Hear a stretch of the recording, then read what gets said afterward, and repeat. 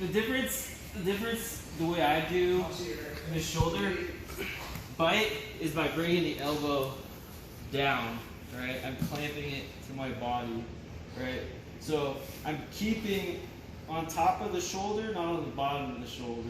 So what this does, instead of the bar right here where my elbow's up, this brings it into this position where it's actually crushing. There's two blades on either side of the shoulder.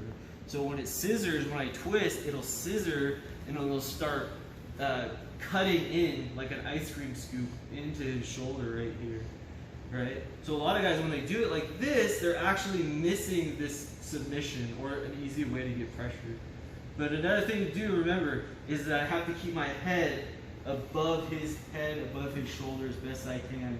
This also keeps me from getting stacked, right? Because if I'm under here, see how high his shoulder is on me and how high his body, this is a lot less effective. I have to stay over his head and over his shoulder by framing with a really tight guard, right? My guard doesn't have to be closed, but my guard has to be pitching his hips, right? And so the way I clock this is I'm gonna put pressure on his hip with my foot here, boom, right? And I keep this glued to my body, I don't give it any space, and I start clocking this way, like this.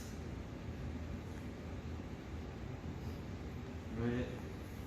A lot of times this won't get a submission, but what they'll start doing is they'll start kicking this foot back to relieve pressure. And this is where you can start playing. You can get your butterfly hook in here. You can start rolling them, right? You can start moving them around. Yeah. So the tip is don't open with your elbow, keep it closed, and you can use this move from closed guard, right? Use this to clamp it, make it really tight, and keep a really good pressure and posture on your opponent. It's also really hard for Mike to hit me right now. Try to hit me, it's gonna be harder. It's not impossible, but it'd be easier if my head's lower than his head. Now he can really hit me, right? But because my head's high and my posture is nice and high, it makes it really difficult for him to do anything, and it makes it easier for me to create space and start putting pressure on Mike's shoulder here. Again, he'll start to alleviate by opening here, and then you can start attacking with all kinds of stuff, right?